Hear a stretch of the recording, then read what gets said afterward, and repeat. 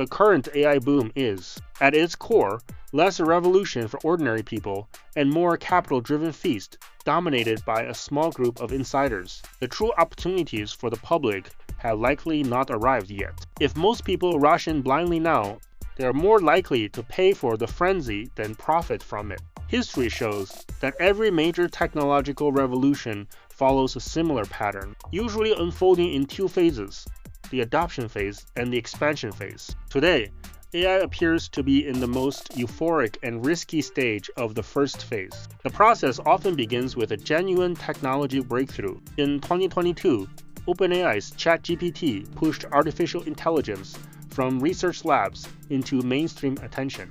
Early investors entered rationally, recognizing the technology's long-term potential. But soon after came the speculative frenzy. Capital flooded into AI infrastructure at an extraordinary pace.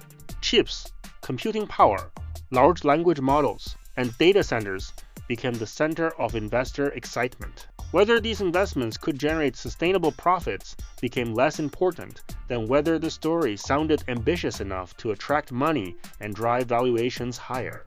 This pattern is not new. Similar speculative waves appeared during the railroad boom of the 1840s and the internet boom of the late 1990s. Historically, these euphoric periods often last 4 to 6 years.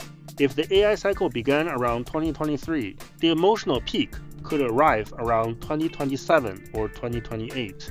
Eventually, every technology bubble faces a painful correction. But the collapse is not the end.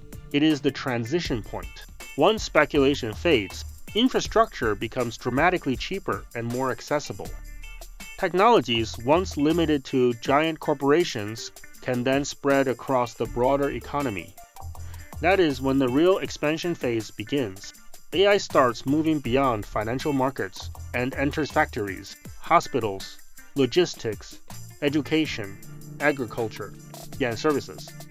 It becomes less about investor hype and more about productivity, efficiency, new industries, and new jobs. The frenzy phase is when capital makes money.